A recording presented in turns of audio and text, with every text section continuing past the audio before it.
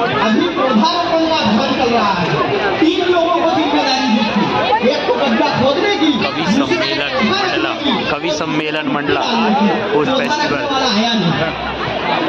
तो सबकी जिम्मेदारी, आप लोगों की जिम्मेदारी है ताली बजाने की, मस्ती से सुनना, आनंद से सुनना, मस्ती में आना। मैं तो सच बता रहा हूँ, बड़ा मस्ती का भाई साहब आप ही का इंतजार कर रहा था मैं कि कब आप आए और मैं सुनाऊं यार।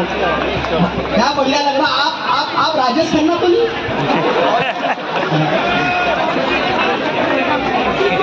सही बात है। मैं तो सोच रहा हूँ ये पुरुष होकर के इतने सुंदर है। चलो ये तो कुछ भी सोच सकते हैं, सोचने का क्या है। मैं तो सच बता रहा हूँ आप लोगों को, मुझे यकीन जानो मैं समझदार इतना बचपन से इतना होशियार रहा। मैं यकीन जानो मेरे मास्टर जी ने मेरे को तो हर महीने वो निबंध वो होता था परीक्षा, हर महीने यूनिट टेस्ट, तो निबंध लिखने को दिया मास्टर जी ने। निबंध लिखने को दिया, दिवाली पे निबंध लिखो। मैंने बताया ना, दिवाली हिंदुओं का प्रमुख त्योहार है। इस दिन हम नए कपड़े पहनते हैं,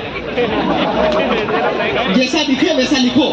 इस दिन हम नए कपड़े पहनते हैं, दीप जला करके दीपों का त्योहार मनाते हैं, पटाखे फोड़ते हैं। लेकिन कुछ लोग इस दिन जुआ खेलते हैं।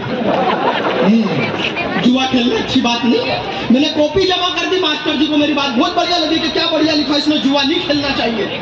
साहब 10 में से 10 नंबर दिए मुझे, ताली मत बजा। अगले महीने फिर यूनिट टेस्ट आ गया, इस बार निबंध बदल दिया, बोले होली पे लिख के लेकर के आओ। लेकिन मैंने बताया ना मैं समझदार व्यक्ति, मैंने फिर निबंध लिखा, होली हिंदुओं का प्रमुख त्योहार है। इस दिन हम पुराने कपड़े पहनते हैं, इस दिन हम पुराने कपड़े पहनते हैं, रंग लगा करके रंगों का त्योहार मनाते हैं। लेकिन कुछ लोग इस दिन भी जुआ खेलते हैं। जुआ खेलना अच्छी बात नहीं है, हमें जुआ नहीं खेलना चाहिए। मैंने फिर कॉपी जमा कर दी मंडला वालों, मास्टर जी को मेरी बात फिर बढ़िया लगी कि क्या बढ़िया लिखा, जुआ नहीं खेलना चाहिए। फिर 10 में से 10 नंबर दिए मुझे। लेकिन वो मेरी ट्रिक समझ गए कि हर बार जुआ फंसा के 10 में से 10 ले जाता। अगले महीने के यूनिट टेस्ट में उन्होंने ऐसा निबंध लिखा और मुझे चैलेंज दिया कि आप फंसा के दिखा जुआ।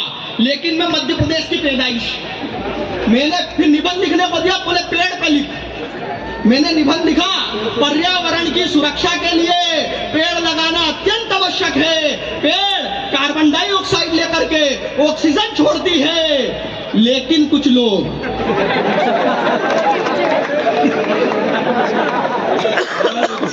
वो उधर से भाई साहब बोल रहे पेड़ के नीचे बैठ के, तो ऐसा नहीं है, गलत बात, ऐसा बिल्कुल नहीं है। आज का व्यक्ति समझदार है, वो मंडला वाला है, वो पहले पेड़ काटता है, उसकी टेबल कुर्सी बनवाता है, फिर उसके ऊपर बैठ के जोरदार ताली बजाता है। मस्ती में आओ यार, अभी भी आप लोग आनंद में जाओ। मैं तो सच बता रहा हूँ आप लोगों को, पूरे देश में एकमात्र कवि उस साइज का,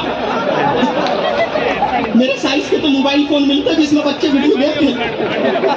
मैं सच बता रहा हूँ, यहाँ आया मैं तो, मेरे से तो आते प्रफुल्ल जी ने मुझसे पूछा, चेतन ये बताओ तुम्हारे खाने पीने की क्या व्यवस्था करें। मैंने कहा भाई साहब खाना छोड़िए। तो अपना मामला इतना अद्भुत है, मैं सच बता रहा हूँ आप लोगों को, मैं इतना होशियार बचपन से ही, मेरा कहीं कोई मामला नहीं बन रहा था। मेरे घर के सामने से एक समय पर रोज एक लड़की निकलती थी, तो मैंने लव लेटर लिखा, दिल का पूरा हाल लिख डाला, इन कवियों की कविताएं लिख डाली, और ऐसे घड़ी मुड़ी करके घर के बाहर वो अपने समय पे आई, उठाई और चली गई। मैंने कहा बढ़िया ये कोई जवाब देगी, लेकिन उसका कोई जवाब नहीं। 3-4 दिन तक ये क्रम चलता रहा, मैं लिखता रहा, फेंकता रहा, वो आती रही, उठाती रही, ले जाती रही, लेकिन उसका कोई जवाब नहीं। तो मेरा दिमाग खराब, मैंने पूरी हिम्मत करी, हिम्मत देखना मंडला वालों, और एक एक व्यक्ति मस्ती में आना, मैंने पूरी हिम्मत करी। हाँ नहीं अभी कर रहा हूं, उसके घर गया और उसके पड़ोसी से पूछी, क्योंकि माँ बाप से पूछने की हिम्मत तो मेरे में भी नहीं, आज जिस हिसाब से घर वालों ने ताली बजाई इनमें भी नहीं है। मैंने उसके पड़ोसी से पूछी, मैंने कहा भाई साहब आपकी पड़ोस वाली लड़की मेरे घर के सामने से रोज निकलती है, मेरा फेंका हुआ लव लेटर भी उठाती है, ये लेके भी जाती है, कोई जवाब नहीं देती, कारण क्या है। उसने जो कारण बताया, अगर कारण ठीक ठीक समझ में आ जाए तो मुझे एक एक व्यक्ति की तालियां चाहिए। अभी मैं शुरू नहीं हुआ, जरा मस्ती से बता देना मुझे। मैंने कहा मेरे घर के सामने से रोज निकलती है, मेरा फेंका हुआ लव लेटर भी उठाती है, ये लेके भी जाती है, कोई जवाब नहीं देती, कारण क्या है। बोले चेतन तू तो बेवकूफ बेवकूफ है, वो तेरा कोई लव लेटर नहीं उठाती, वो तो कचरे वाली है, कचरा उठाती है। क्या बात है। और फिर हमारे मंडला से तो आ ही गया है, गाड़ी वाला आया घर से, कचरा निकाल। तो मेरे घर वालों ने मुझे निकाल दिया। अच्छा हाफ टिकट तक तो फिर भी ठीक था, कम वक्त जाते जाते ये अलग बोल के गया कि बहन जी हाफ टिकट में पूरी सीट नहीं मिलती, अपने बच्चों को गोदी में बिठाइए। बहुत अच्छे, क्या उसी गोदी में बैठ के मैं यहाँ तक आया। पहला कभी हमने इसलिए आपको भेजा, उसको पूरी स्वतंत्रता दी थी कि जाके, क्योंकि पहला कभी जलेबी की भट्टी की तरह होता है। जैसे हलवाई सुबह जलेबी बनाता है तो पहली जलेबी को भट्टी में डाल देता है, लेकिन उस भट्टी को डालना इसलिए जरूरी होता है ताकि बाद के जो जलेबी आप सब खाएं तो उसमें स्वाद आपको अधिक आए। हमने पहले कवि के साथ आपको इसलिए उसको आपके साथ अभिनंदन करिए। बेटियां उठ रही थी, मैंने उनको इसलिए मना किया क्योंकि मैं आपको बहुत महत्वपूर्ण बेटी को सुनाने जा रहा हूं।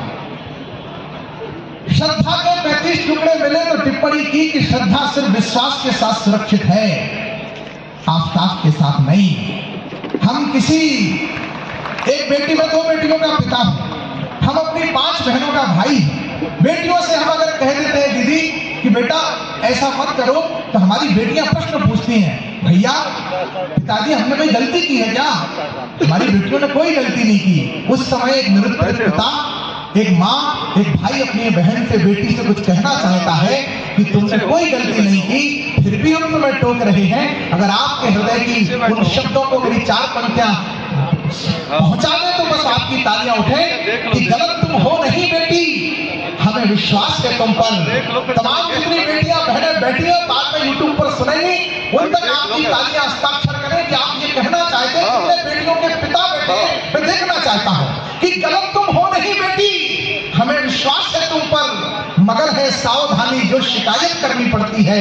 ये नसीहत नहीं बेटी, न तुझे बंधन में रखना है, मगर अनमोल हीरे की हिफाजत करनी पड़ती है। क्या बात। स्वयंवर की प्रथा है हमारे देश में। मैं राम जी की नगरी से आया हूं। भारतीय सनातन संस्कृति हमारी बेटियों को पूरी स्वतंत्रता देती है। कोई बरगलाए, कोई बहकाए, तो उन्हें बताना कि स्वयंवर की प्रथा है हमारे देश में। बर थोपने की नहीं, तुलसी से महकाते हैं हम आंगन, कैक्टस रोपने की नहीं। बर कौन हो तुम्हारा, बर कौन हो तुम्हारा, ये चुनने का तुम्हें सदा अधिकार है, पर वह कैसा हो ये पिता तय करे, यही भारतीय संस्कार है। पर वह कैसा हो। सरकार सेवकों के कुलवंश से आते हो, इतना ठंडा जैसे आराम सुनने की मुझे आदत नहीं है। वाह, क्या बात। यदि राम नाम का गुणगान होगा तो ऐसा होगा कि माँ रेवा की धारा मिलकर माँ सरयू तक पहुंचेगी और श्री रामचंद्र जी के श्री चरणों तक आवाज पहुंचेगी। कहिए जय जय श्री राम, जय जय श्री राम, जय जय श्री राम, जय जय श्री राम, जय जय श्री राम। राम राम राम राम राम बस नाम नहीं, सारे संसार का सार सिया राम है। क्या है राम? मेरे आराध्य है, मेरे इष्ट है, मेरे प्रेम है। और यदि मेरे राम आपके राम से मेल खाते हो तो मुझे आपके आशीर्वाद स्वरूप तालियां मिलेंगी। राम राम राम राम राम बस नाम नहीं, सारे संसार का सार सिया राम है। माता पिता सखा बंधु सारे संबंध जिनसे जीवन संघर्ष में आधार सिया राम है। और काया की चदरिया का एक एक एक धागा, काया की चदरिया का एक एक एक धागा, आत्मा के सागर में ज्वार सिया राम है। अरे पत्थर भी तार दे जो पावन पुनीत नाम, जीवन जो तारे पतवार सिया राम। बोले जय जय सिया राम, जय जय श्री राम। और हमसे पूछा गया कि